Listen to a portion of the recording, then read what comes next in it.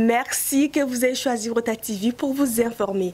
Mesdames et messieurs, bonjour et bienvenue dans votre flash d'information.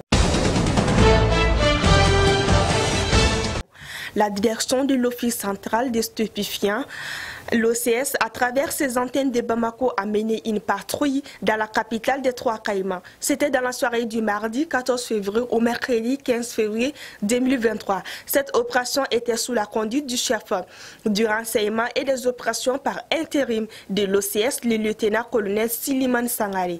C'était dans le cadre de l'application de l'arrêté interministériel numéro 3597 du 15 août 2022, interdisant l'importation, la distribution, la vente et l'usage de la chicha ou tout autre appareil similaire. Les autorités avaient donné un délai de 6 mois à compter de l'entrée en vigueur du présent arrêté pour que les importateurs, les distributeurs, les propriétaires, les collaborateurs et autres puissent se conformer à la présente réglementation.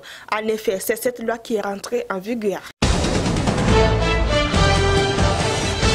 Après, le ministre de l'Enseignement supérieur et de la Recherche scientifique du Mali a communiqué le 14 février 2023 sur l'octroi du gouvernement au Mali de 290 bourses d'études en licence, master, doctorat de la système LMD au titre de l'année 2023-2024 par le gouvernement de la Fédération de Russie. Pour bénéficier de cette bourse, les conditions d'éligibilité sont les suivantes. Être titulaire du diplôme de baccalauréat ou équivalent pour les études de licence, être titulaire d'une licence ou d'une maîtrise pour les études de master, être titulaire des masters et n'ayant au moins la mention assez bien pour les études de doctorat, être en bonne santé de ne pas avoir de contre-indications pour la vie dans les conditions climatiques de la Russie, avoir un passeport en cours de validité. Les candidats selon le communiqué du département de l'enseignement supérieur et de la recherche scientifique devront s'inscrire en ligne sur le site educationenerussia.com avant le lundi 20 février 2023, date à laquelle le site sera fermé.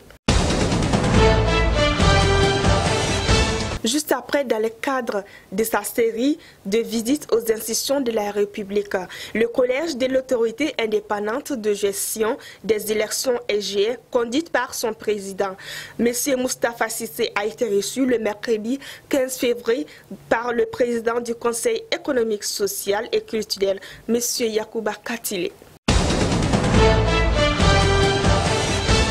Après Dr Amadou Albert Maïga, haute responsable du Conseil national de la transition CNT, l'organe législatif de la transition au Mali, a diffusé une vidéo pendant le week-end dans laquelle il annonce une guerre à venir entre les forces maliennes et les groupes armés signataires. La terre du serpent est à Kidal. La guerre est inévitable, juge Dr Amadou Albert Maïga, premier secrétaire parlementaire du Conseil national de transition. À la croix, Dr Maïga, les autorités maliennes se préparent à mener une guerre contre la libération de Kidal. Suite à ces déclarations, la tension est montée d'un cran du côté de la SEMA. Et pour terminer le film Black Panther 2, les soldats français ont été présentés comme des piliers de ressources dans un pays africain imaginaire. Mais la France a fermement condamné une représentation mensongère et trompeuse des forces armées françaises dans le film. Voilà, c'était l'essentiel de nos informations d'aujourd'hui. Merci à vous de l'avoir suivi. On se donne rendez-vous pour une prochaine fois. D'ici là, portez-vous bien. Qu'Allah dans sa divinité nous assiste.